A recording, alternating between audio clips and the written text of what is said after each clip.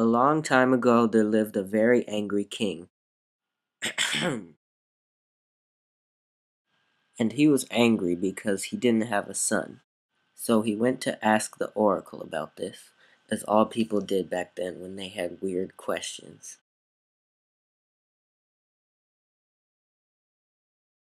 But the oracle only told him that one day he would have a grandson who would eventually kill him.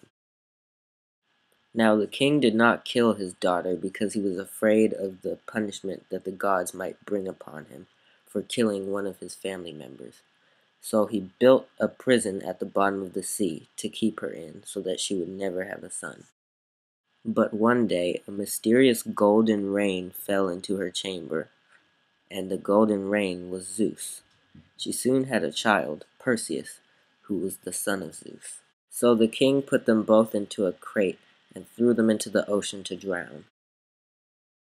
Luckily the box washed ashore onto an island where it was found by a kind fisherman. Years later, when Perseus was fully grown, the king of the island decided to marry Perseus's mother. But the king did not want Perseus to interfere, so he devised a plan to get rid of him. He told Perseus that he would love to have the head of a gorgon more than anything else in the world.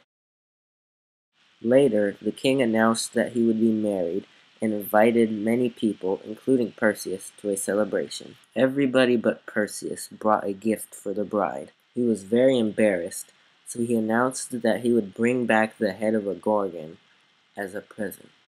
He did not know where to find the gorgons, so he sailed to the oracle of Delphi, who only told him to seek the land of the oak trees. But the talking trees there only told him that he was under the protection of the gods, and nothing more. Hermes soon came to Perseus and gave him advice. He told him that he needed 3 magical items which belonged to the nymphs of the north. Only the gray women knew where the nymphs were, so they had to travel to them and find out.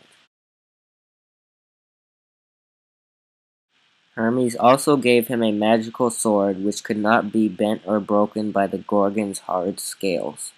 Athena also visited Perseus and gave him a reflective shield that he could use to see the Gorgons, for if he looked directly at them, he would be turned to stone. Hermes then led Perseus to the land where the gray women lived.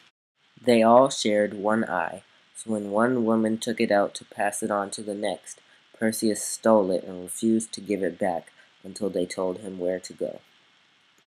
He was soon on his way to the nymphs. When he arrived, they gave him a pair of winged sandals, a bag that could fit anything, and a helmet that would make the wearer invisible. Now he was ready, and Hermes led him to the Gorgons' island. Fortunately, they were all asleep when Perseus arrived. Hermes pointed out which one was Medusa, for only she could be killed. So Perseus cut off her head and put it into the bag. But then Medusa's sisters woke up and were extremely angry. But Perseus did not care because he was invisible. So Perseus flew home victorious.